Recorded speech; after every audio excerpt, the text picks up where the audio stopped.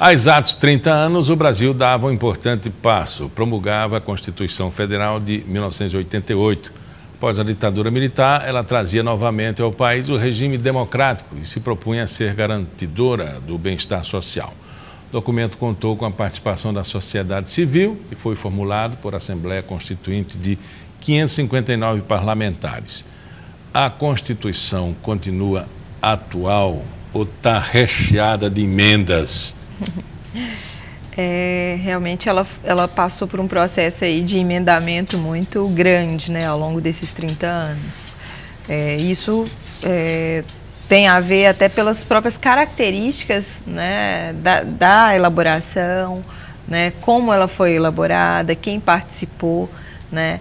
É uma Constituição extensa, né, não é uma Constituição enxuta, e isso abre margem para interpretações, às vezes, muito dúbias, né? E aí reforça a necessidade de fazer alguns emendamentos para tornar mais claro alguns dispositivos ou mesmo para elucidar, né, aspectos, né, que são necessários tendo em vista diferentes conjunturas. E termina, às vezes, tendo a ingerência da justiça para poder acomodar alguma situação, né?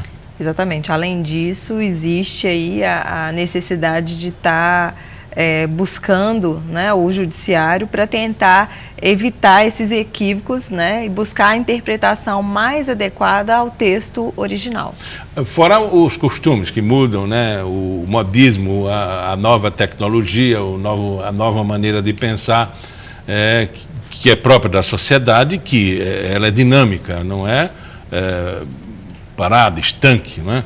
Por exemplo, novos tipos de crime, novas posturas sociais, novo membramento de família, não é?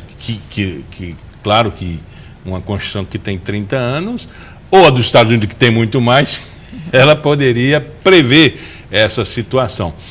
Mas é acomodado realmente dentro do parlamento e dentro do judiciário, que é quem precisa fazer a intervenção, né?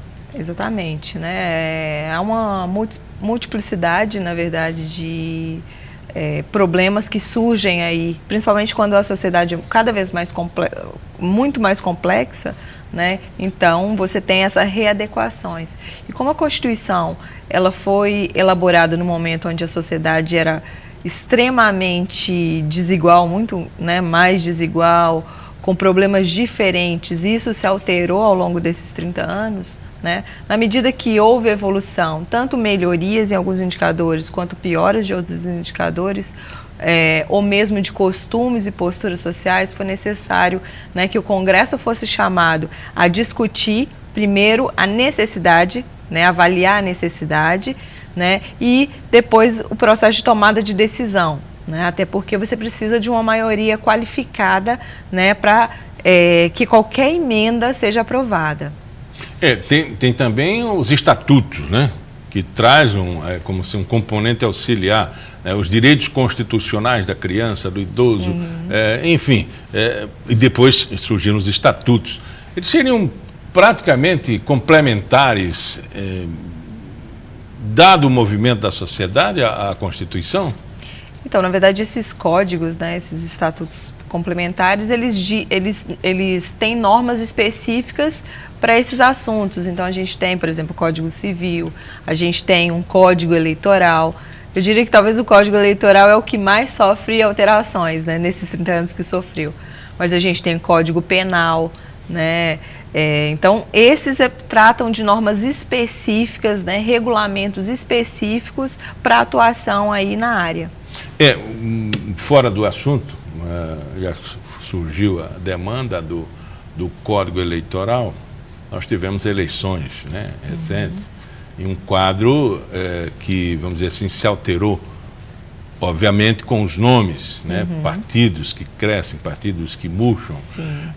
Qual foi a avaliação da senhora com relação a esse resultado recente das eleições? Então, né, o que saiu aí das urnas em termos de representação para a Câmara dos Deputados, especialmente, porque é uma votação proporcional, né, e ainda há manutenção das coligações.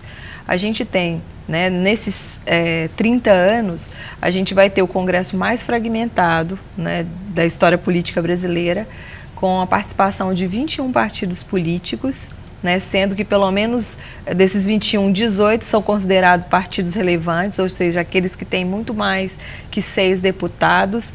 Então, vai haver uma necessidade maior de estrutura interna do legislativo, estrutura de liderança, mais recursos, né?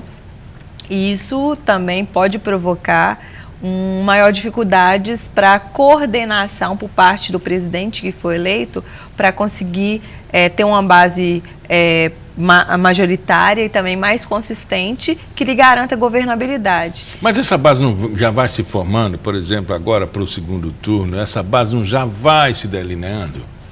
Já vai existir aí alguns encaminhamentos, mas não significa que essa base já vai se tornar majoritária agora. Até porque, como a fragmentação é muito grande e os duas candidaturas que estão disputando as eleições são candidaturas que tiveram coligações pequenas, ainda eleitorais, e ainda tem uma dificuldade dessa ampliação entre o primeiro e segundo turno, né? Então, a gente vai precisar aguardar esse resultado do segundo turno e a maior alteração, e onde a gente vai ter uma indicação se o presidente vai conseguir ter essa maioria até a posse, né, vai depender do que vai acontecer entre o final de outubro e o início de janeiro. Se a gente, por exemplo, puder ilustrar, Fernando Henrique ele foi bastante exitoso em 1995, já nas eleições ele conseguiu, né, ter maioria legislativa desde as eleições. Então ele tinha uma coligação consistente e que lhe garantiu ali um percentual de cadeiras no legislativo que lhe deu tranquilidade para já iniciar o ano legislativo em fevereiro de 1995 de forma tranquila. E era uma base muito mais coesa, né, do centro, com espectro ideológico de centro-direita. Lula já não teve a mesma felicidade ao início do mandato. Ele só conseguiu ter uma base majoritária no âmbito do legislativo no mês de setembro de 2003. Então já tinha praticamente 9 meses do início do seu mandato. E, além disso, tem uma diferença também que ele teve que negociar mais, porque ele precisou conversar com partidos da direita, do centro e da esquerda. Então, provavelmente, o mesmo movimento vai ter que acontecer, independente de quem seja o vencedor nessa eleição. No Brasil, tem esquerda? Tem uma esquerda, sim. Na verdade, a maioria, se a gente pega dos partidos hoje, eles transitam muito mais no espectro ideológico de centro-esquerda do que efetivamente de centro-direita, né? Inclusive, foi isso que garantiu... Mas se não pode ser bravata ou retórica ou um fragmento de cópia de proposta de partido? O que a gente não tem... Para agradar, vamos dizer assim, para agradar? Não, o que a gente não tem de forma consistente é uma esquerda extremista, né?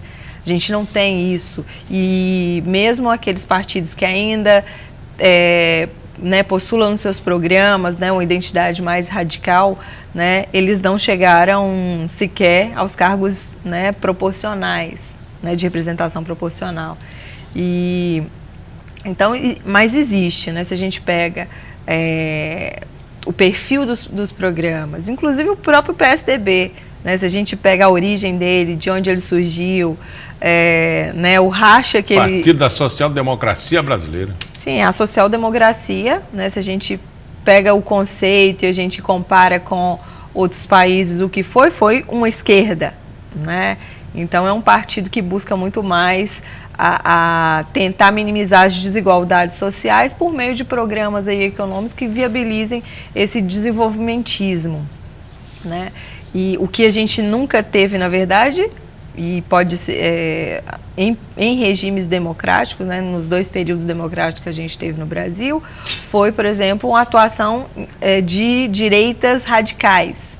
Pode ser que a gente tenha agora a primeira experiência num período democrático. A gente teve isso durante a ditadura militar, de 46 a 64 até 85. Depois nós avançamos para a direta já, exatamente. Inclusive, esse processo de transição só foi possível porque o MDB, né, ele conseguiu dialogar com as esquerdas, né, que estavam presentes na sociedade, nos movimentos sociais, né, e conseguiu também convencer alguns setores da direita da necessidade, né, de se buscar aí dispositivos que pudessem garantir que a própria sociedade fizesse, se fizesse responsável no processo de decisão, né, dos atores políticos que deveriam estar no âmbito das instituições políticas. E nesse ponto de vista, tanto o Tancredo quanto o Ulisses Guimarães foram atores centrais nesse processo. E deu continuidade no governo do Lula, Dilma e assim por diante. A senhora disse que o momento agora tem uma postura assim de direita mais radical, né? E o outro lado seria esquerda radical ou centro-esquerda? O PT ele nunca foi uma esquerda radical, desde que ele buscou e teve chances efetivas de se tornar governo, né? Tinha lá na época que ela foi criada, em 1980, até se justifica, porque era um período bastante conflituoso, realmente, era a transição, né, a abertura política que possibilitaria aí a volta à democracia no Brasil, né? Mas se a gente percebe todo o comportamento do partido, né, de 2002, né, até agora recentemente, o partido ele teve que se inclinar rumo ao centro. Ele precisou buscar o diálogo, né, com lideranças que atuam, né, e que têm posicionamentos ideológicos mais à direita, para conseguir buscar esse pacto para governar, né? E foi um partido que até o perfil de governo, as alianças, né, sinalizam muito mais uma postura mais moderada, que transita ali no centro democrático, né, a centro-esquerda, um pouco mais à esquerda do PSDB, claro, mas ele, né, inclusive a gente tem afirmações que, por exemplo, o próprio Lula, ele não se diz socialista, né, ele não se diz comunista. Uhum. Né? Então, o crescimento do PSL com o Bolsonaro foi a partir do espectro de uma liderança, de um nome. Sim, porque na verdade o que acontece é que existe uma figura, né, política, né, que é o Bolsonaro, e que ele se adequaria a qualquer um desses partidos. Os partidos é que deveriam reconhecê-lo como um potencial candidato à presidência.